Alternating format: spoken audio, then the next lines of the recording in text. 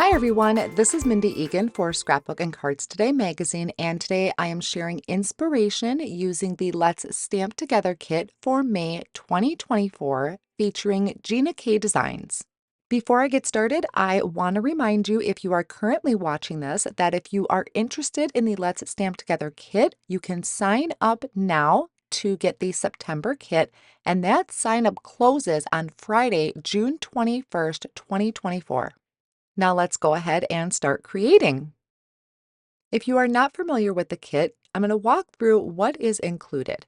So you are getting a stamp set, and this is the one designed by Gina K Designs.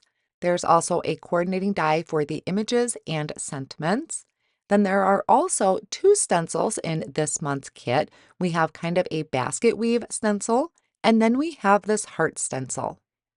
And then in each of the kits, you always have this information sheet that shows you what's included. And on the other side, we'll give you a little description about the company being featured that month. I'm going to start by doing some die cutting. So you'll notice that the stamped images are separate, but the dies already have the fruit put together. So I need to start with a cardstock template so that I can do a bunch of stamping. And this is a really great technique if you want to mass produce. When Gina worked with this kit, she did a fabulous job explaining how exactly to go about everything. I'm going to do kind of a quick version of it, so I will show some of it step by step, but then I will speed through the process and really kind of focus on giving you the color combinations. It is really helpful to have some sort of stamping platform, and I'm going to start with my Misty tool and a piece of scratch paper on the bottom there, which I did tape down to the bottom or to the kind of mouse pad I have in my Misty tool to make sure nothing moves around.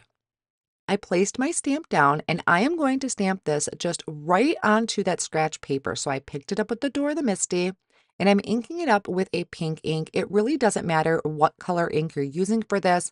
You just want to be able to see it. Then I'm going to take that template. So I just took some scratch cardstock, and I had gone ahead and just die cut out that shape from some blue cardstock. I forgot to share that I did die cut out each of the shapes, the lemons or limes, cherries, and strawberries. So I have those die cut out of just plain white cardstock. Now, the reason I have this kind of blue cardstock in here is because I needed to have a template to put all of those white die cut pieces. Now, I lined up the area of my cherry so that I had a perfect margin of white space going around that stamped image I did down on that scratch piece of paper. I placed my white die cut piece inside of that template, and then I'm able to stamp down. And this is going to give me perfect alignment. I do this a lot with Christmas cards or when I want to mass produce something. It's good for all sorts of images, not just layering images. So I started by stamping the cherry first in medium carnation, and then I had gone around just the one side of the outer edge of it with dark carnation. That's going to give me kind of a shadow area to the image. I went ahead, cleaned my stamp, moved it, and stamped that down on that scratch cardstock once again because I need to do the other cherry. We only have one image, but we need two to complete our die cut piece here. Again, I placed my template over that stamped image, popped in my plain die cut. Well, in this case, I already have one cherry stamped on it, stamped it in that medium carnation, and went around the outer edge with the side of my ink pad using the dark carnation. And I will show that step multiple times here in the video. Now I'm going to go ahead and do this stem piece that's going to connect my two cherries.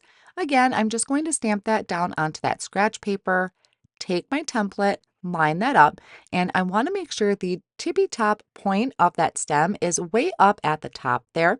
You can always bring in your die cut piece or just consider this a practice piece. Sometimes we just need to have a practice piece to really see how things are going to line up. Now that part of the stem I had stamped in Lucky Clover, and then I'm going to do the same thing for the leaves. So I stamped that on the scratch paper, lined up my template, popped in my stamped piece, and then stamped the leaves down in Lucky Clover as well. One thing I want to share is if you don't have a darker shade of green or maybe a shade that you just aren't quite happy with, grab your blues. I happened to take my Tranquil Teal, I think it was, And I just did the top edges of the leaves with the edge of my ink pad to add that detail in there. So sometimes think about the different color combinations you have. You can always use maybe a brown to add shading to a dark red. So you don't always have to stay in that color family. Just think outside of the box a little bit about what different colors could add shading to give your images dimension. For this image, I'm repeating those same steps, except now I have the die cut for the lemon or the lime. And I really loved, I think this is the color combination that Gina used, which was a wild dandelion and prickly pear. I think it's an amazing combination for this. That prickly pear really adds in the shadow detail. And then for my leaves, I used, I believe it was jelly bean green, and then I added a little bit of that dark blue again at the top. So while I had my Misty out, I'm going to go ahead and stamp my sentiments. I'm just rubbing my hand over them because I haven't used the sentiments yet. So by rubbing my hand over it, that is conditioning the stamps, which will in turn help take ink better. So I am stamping these down in the Gina K Designs Black Onyx ink. All of these ink colors are from Gina K Designs. I really wasn't sure what sentiment I was going to use, so I just stamped all three of them that were included on that stamp set, lined up the coordinating die and held them in place with a low tack tape. And then I'm going to bring out my intricate die cut machine, pull out the sides and snap those into place. I have my setting at die cut and the second dial is at 0 if you're familiar with the intricate. I put my base plate down, flipped my cardstock so that the die is cutting up into that cutting mat. And whenever I am doing die cut sentiments, I will usually use the rest of that sheet to die cut out another layer from plain white cardstock, because then I always put a little bit of liquid glue behind my original sentiment and attach this down to that plain die cut piece. This just adds a little bit of stability to my sentiments. I had used the Gina K Designs Layering Weight white cardstock, so I like to add a little stability to that. So I set my sentiment and my stamped pieces off on the side, and I'm going to work on some backgrounds. I'm starting with this basket weave stencil. I have a piece of layering weight white cardstock that I added a little bit of repositionable tape to the back so it's secured down to my work surface. I placed the stencil over the top, held that down at the top and bottom with some washi tape, and then I'm coming in with Ocean Mist and a blending brush. Now I'm going to keep this fairly centered in my landscape orientation. And when I'm blending up and down, I'm not going all the way up or all the way down. You can see I kind of have a little bit of a fade. So it's very, I guess I would say it's scattered, and I like it that way. I'm going to take this stitched rectangle from the master layout to die set, and I'm going to die cut my panel from that. I really like the size of this, and I also like that it's going to add that stitched detail. Now I held that down with some washi tape, but you need to be careful when you're removing it. If you happen to get your washi tape on your cardstock panel, you don't want to risk tearing your cardstock. I'm going to add just a little bit more interest to this background. So I have a cardboard box with some paper towel placed in there, and I'm adding in some black ink splatters. So I have some black ink over on the side on my work surface that I'm just picking up with a paintbrush. This is a pretty small paintbrush, one that I just grabbed from the school supply section, and I'm adding these light splatters to the background. I went ahead and added an additional piece of cardstock to the back of this panel that measured just a little bit smaller than this. That again adds stability and also a little lift or dimension to it. And then I'm taking my tape runner, adding it to the back of that panel, and placing this on top of a piece of tranquil teal cardstock cut to 4¼ by 5½. I thought this color was a really nice kind of fun touch to go with my lemons. I already went ahead and kind of laid out my lemons so I knew about where I wanted them to go. I'm going to add the back 2 lemons using liquid glue, and I really am being mindful about the margins that I'm leaving on the right and left hand side. I wanted those 2 lemons to kind of match. So both of those, which also have an additional piece of cardstock behind them for that little bit of stability. But that center one, I am going to pop up with the Gina K Designs foam squares. I only added the foam squares to the center, so that way it's not getting in the way of those die cuts behind it. And then I can finish off by adding my sentiment, which I also popped up with some foam squares. So that finishes off my first card for you. I think this is a really fun color combination that I hope you give a try. So now I can work on my second card, and this one is going to get quite colorful. So I have another piece of layering weight white cardstock cut to 4¼ by 5½. I'm taking some Post-it tape and I'm going to stretch this across the front of that card. I do plan on having this design to be landscape as well. And I'm going to take my Post-it tape and place it on an angle. So that's towards the top.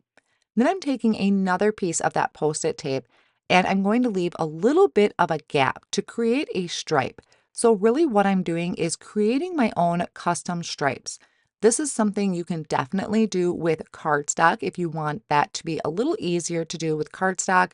I really love ink blending, and I just think this was another kind of a fun touch to the background. So I'm starting off with a light carnation, making sure to stay within that striped line.